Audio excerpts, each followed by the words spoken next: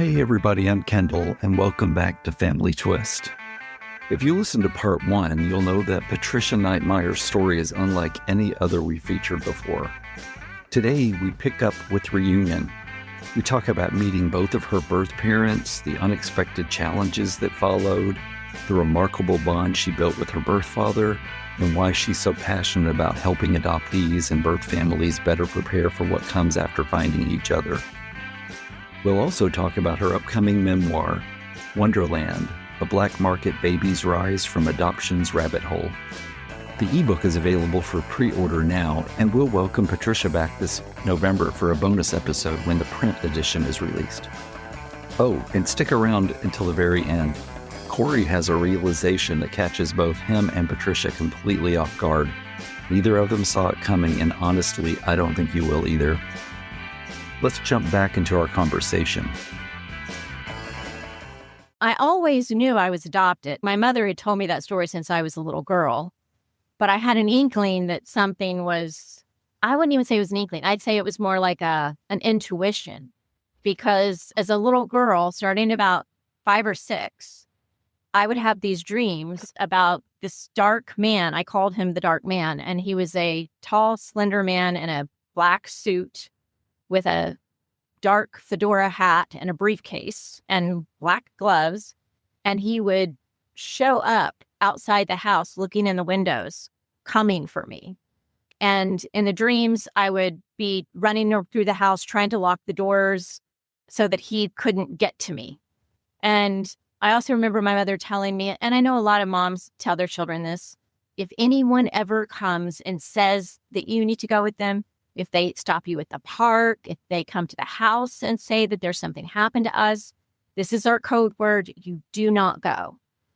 And I feel, though, that there was something about the way she said it that, and she would paint it like they could just pull over and just pull you into the car.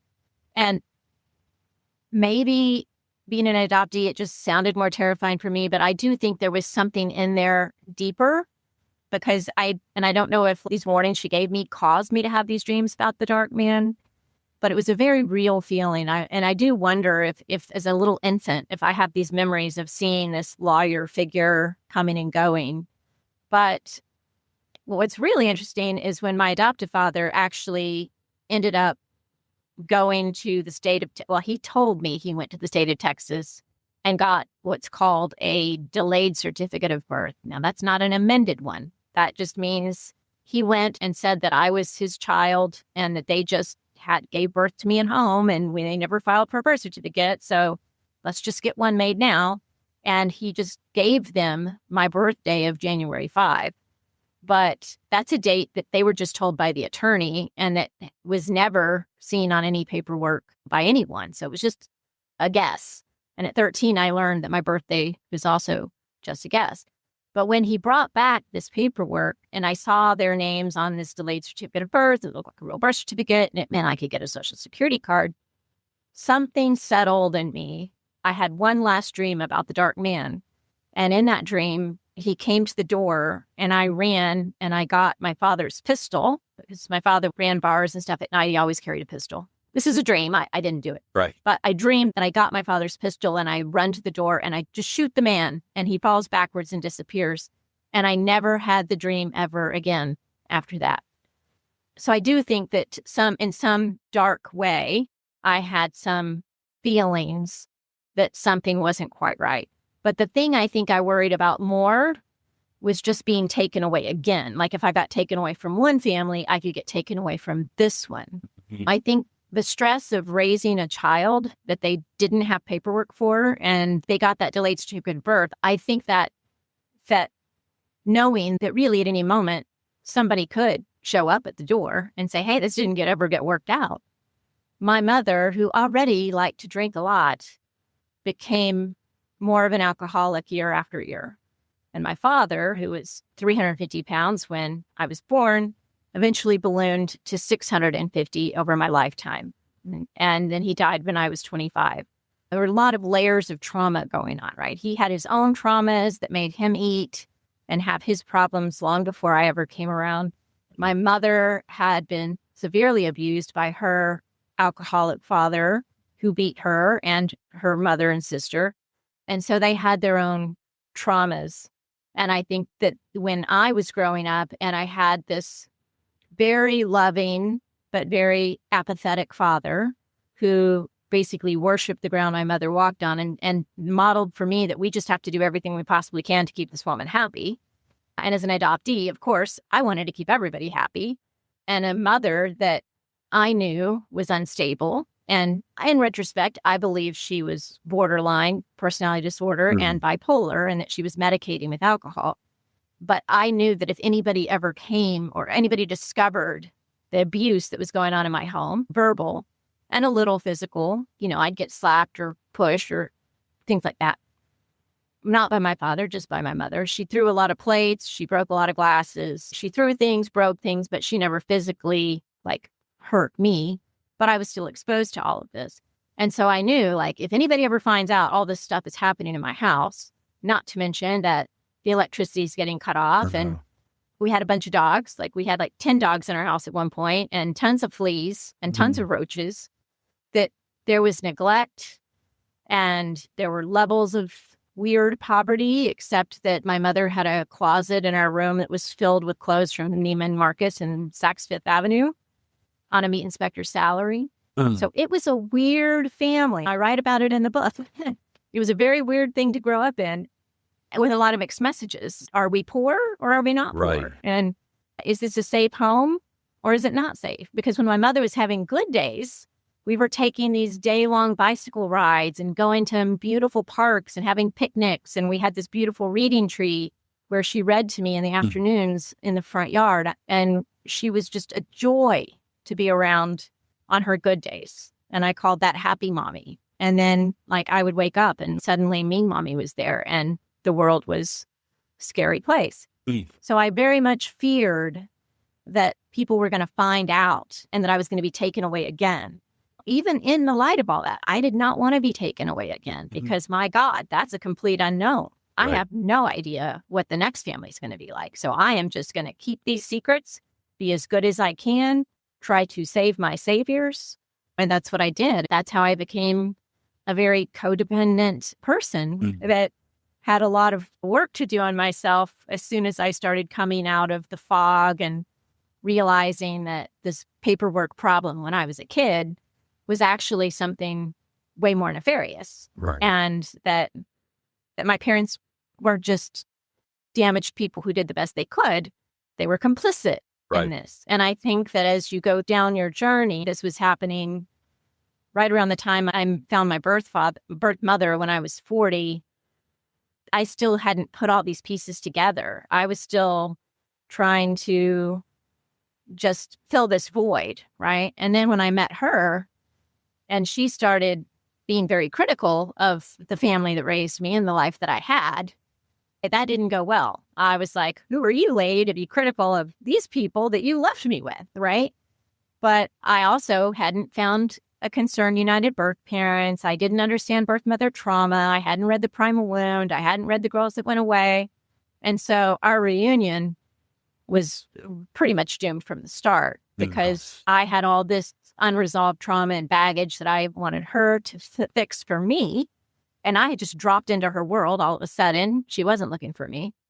And she had not, in any form or fashion, even, she had stuffed that thing that had happened to her so far back that she hadn't done any work on that and maybe wasn't even capable of at that point in time.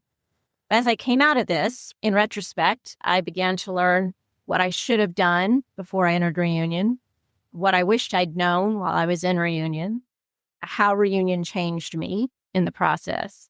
That's when I realized I wanted to write Wonderland, Memoir of a Black Market Adoption. And I don't even know that I could have written that book, except that one of the good things that came out of finding my birth mother, many good things came from finding her, obviously, but one in particular was that she led me to my birth father. And he didn't have the trauma. He didn't even know I existed. He didn't have the trauma that she had. And so at 70 years old, when I showed up, he was overjoyed and he was very angry and upset that those years had been stolen because he had a 4-year-old son when I was conceived and he was 27 and he said he would have raised me. So I'm a big fan of adoptee rights. But he was able to listen to my lies, shine a mirror up for me, be my mirror. He said, I will never call you. I only want you to call me. Every day I want to hear from you, but I will never put an expectation on you. And I respect all your boundaries. And I will never say a bad thing about these people that raised you. Do I wish you'd had a better experience growing up? Yes. But if whatever happened to you has put you as you are in front of me today, and I wouldn't change a thing about that, about who you are today. That's incredible. He got it. And I gave him a book. It's just like only book on birth fathers out there. It's called like My Birth Father's Shadow. It's a very old book. It also talked about genetic sexual attraction. And he read that book. He started a channel on Facebook for birth fathers to support them. He went to the Adoption Knowledge Affiliates Conference. We spoke together on this. 2 years into our reunion, when I ended up divorced because I had immersed from this chrysalis, a completely different human being, and I didn't work in the relationship that I was in anymore. That led to my husband having a divorce. And I will admit, I was like crazy woman and happy reunion with my birth father, and all I did was obsess over my birth father, and I probably pushed my husband away. But during that time, when I started getting back out on the dating scene, my birth father got incredibly overprotective and incredibly jealous, and the newness was wearing off, and I felt safe and happy and supported. And so I was going to go out and be and do Patricia. But my birth father's like, hey, what about those 40 years we're supposed to make up for over here? And he started feeling really jealous and very angry. And so he went through his own grieving, and he had to acknowledge that he was having what felt uncomfortable to him as like romantic feelings, not in the sense that he wanted to have sex with me or anything, but that he wanted closeness. He wanted intimacy. He felt jealous. He's like, I felt like a jealous high school boyfriend. He's like, I'd sit by the phone and wait for it to call, and I'd get angry and you were 10 minutes late. And so he went to his wife and he had these conversations with her. And then he went to his son, this brother that I discovered through him, and had shared all this information. And then he found this therapist in San Antonio who specialized in genetic sexual attraction, Patricia Dorner. She's retired now. And he drove himself 2 hours round trip to therapy twice a week for like 4 or 5 months to work on himself. And I hear a lot about birth father reunions where the father's all in and then suddenly he just pulls away and disappears. And a lot of that has to do with these very natural feelings that men have. Men are programmed by hormones differently than women, and they don't know what to do with them. Even in natural father-daughter relationships, biological ones, there's a phase where as the teenage girl begins to come into womanhood, the father can feel very uncomfortable because he's noticing like, oh my God, my daughter's hot. I would have dated her. And then he's like, oh, why am I even thinking about that? That makes me feel like a dirty old man. At the exact same time, the wife is going through menopause and she's like, hands off of me, dude. And the daughter is practicing her sexuality on her father. She wants to feel that dad is attracted to her. She wants dad to tell her she's beautiful and fawn over her, because that is her way of coming into the world and feeling safe with the men that she does wind up with.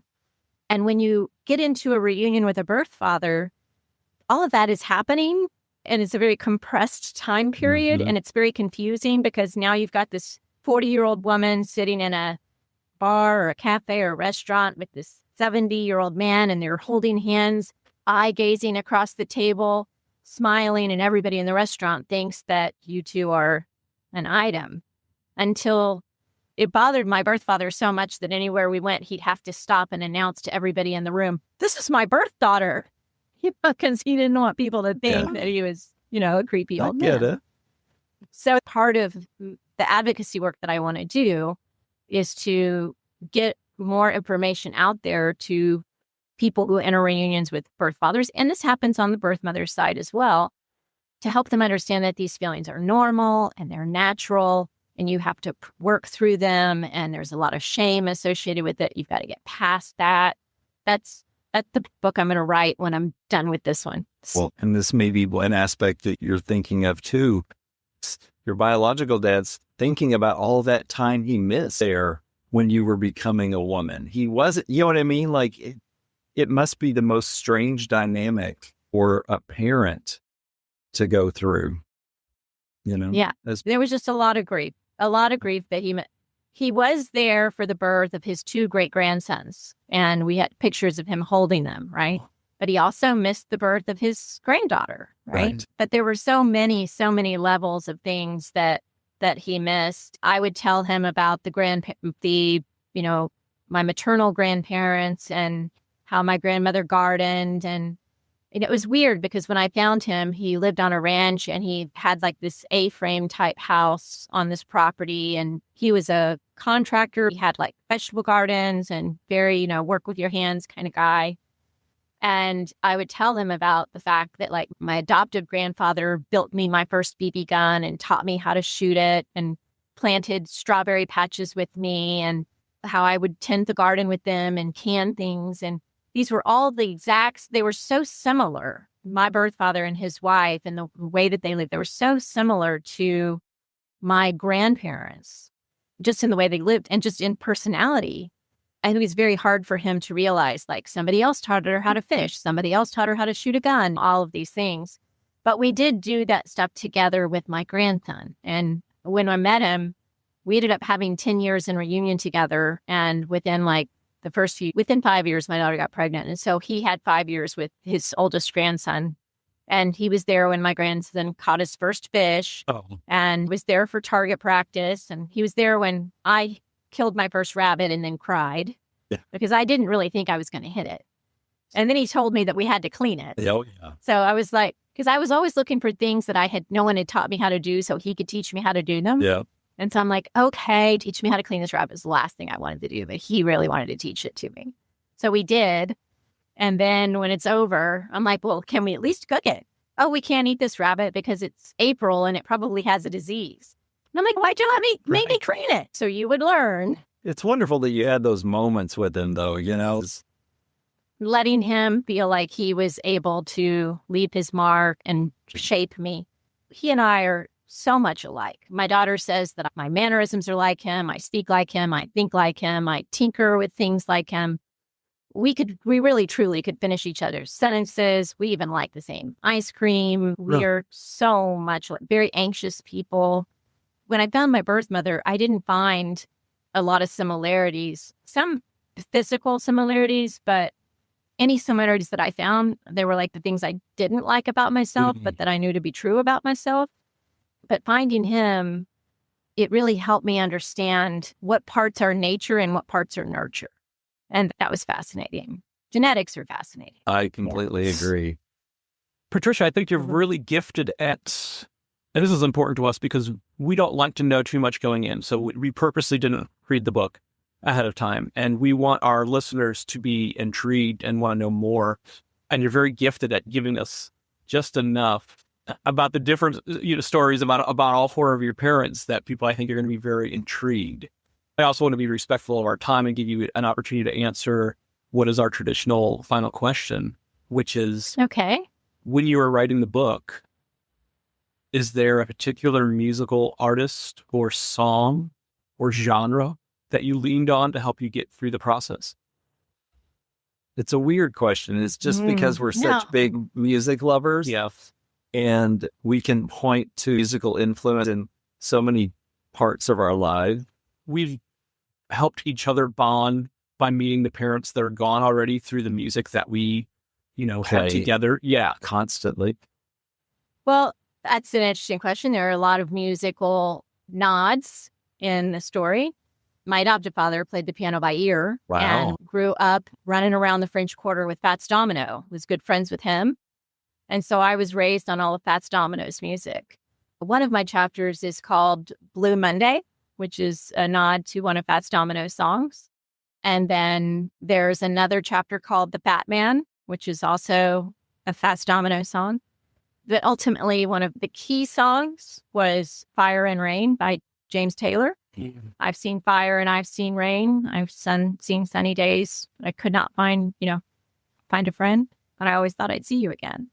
That song was playing the day I drove down the road to meet my birth father down his driveway. It's a very long driveway, and drove down there to meet him.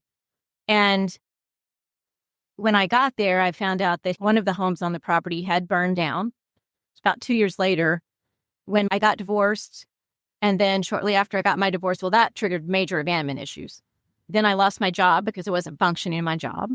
So then my birth father said, well, I have this little cabin out here on my property. Why don't you move in it and finish writing this book that you've started? Because I'd already started writing this book at the time. And I said, okay. So I packed everything I had, moved into this little cabin, put the majority of everything I had there and in the garage. And then there was a little storage unit off to the side that I put the rest of the stuff in. And within 3 months, everything I owned burnt to ashes on my birth father's property. I had let a friend come to stay with me. She put her car in my garage because it was a new used car and it was convertible. She didn't want it to get dirty. I moved my car out, put her car in. It caught itself on fire, and the whole house and everything I had burnt to ashes on my birth father's property. All my family memory videos, all my pictures, all my journals. The book was in the cloud, thankfully. Yeah. But that really tore me apart. And so then that song, I've Seen Fire, and the very next day it rained like crazy after the fire. And I'm like, why couldn't it have been raining yesterday, So that idea of I've seen fire and I've seen rain, I've seen sunny days that I thought would never end. So that has been my birth father's and mine song. So that is also a big part of this book. I named the book Wonderland primarily because we grew up wondering about our origins. And when we go into reunion, it is like sliding down a rabbit hole. And the big question in my life has always been, who in the world am I? That's the great puzzle. And Alice does lose all sense of herself and has to figure out how to get herself out of that rabbit hole and come back to a sense of normalcy. So that's the reason I named the book that. But then I discovered Taylor Swift has a song called Wonderland. And so when I market it, oftentimes I put this Taylor Swift Wonderland song with it because it talks a lot about, in her lyrics, we found Wonderland and we got lost in it. Things had never been worse, but never been better. The lyrics really spoke to me on that. And then it also talks about her feeling this sense of needing to sleep with one eye open at night. Oh my gosh. Patricia, I've got to share this because I know I've told this story on the podcast about being at that first summit and Untangling Our Roots. I met more than 100 people or had conversations with more than 100 people that weekend. But I remember specifically Saturday was a draining day. And I'm like, I got to go. I just got to go back to my room. It was like 8 o'clock. I went trying to go to bed and my mind is just racing. I'm like, why don't we go to the gym and roll the treadmill for like 45 minutes, wear myself out, and hopefully I can go to sleep. So I just went back downstairs in a black t-shirt and black shorts, went to the gym, did just that. But I had to walk through the lobby of the hotel to go back to the elevators. And I got stopped by Brian Stanton and several other people. And all of a sudden I'm engulfed in conversations, and it's 2 o'clock in the morning and I'm holding this woman's hand and we both have a glass of wine in our hands. And she's telling me the story about how she burned her birth father's cabin down, and we're both crying. And that was you. I remember that. And I appreciate you taking that time with me too. And when I say it's a life-changing weekend, life-changing experience, I mean that to my core. It really is. And that's one of those moments. And the beauty of it is our reunion still lasted, and he hadn't even upgraded his insurance since he renovated the cabin, unfortunately. But our reunion survived that as well.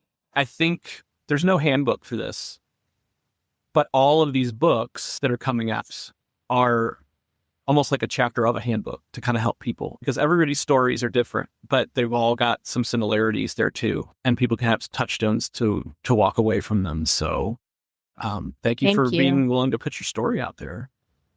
I put it up on Galley, which is a way book reviewers and librarians and people can find it. And one of the most rewarding things so far feedback that I've gotten is from people who said they didn't know, they're not adopted, they didn't know anything about adoption, but that this book has really made them rethink what their views, their assumptions about adoption, and that it stuck with them in thinking about how complex these things really are and how it affects people's lives in so many different ways. So that means a lot to me, because I think as a community, the thing we really need to focus on is how to get outside of our circles and into the general population. That's so important, I right? agree. 1 in 5 people know someone who's adopted. This is not a little niche community. A lot of people think it is. They don't have any idea. So I appreciate that you guys are creating a platform to where we can get those stories further out there. I definitely want to mention that it's out on November the 3rd. It's currently on pre-sale for the ebook version. I narrated my own audiobook. Awesome. So That is fantastic. that'll come out on November the 3rd also. It was so nice to meet you, Kendall. Thank you. You virtually. too.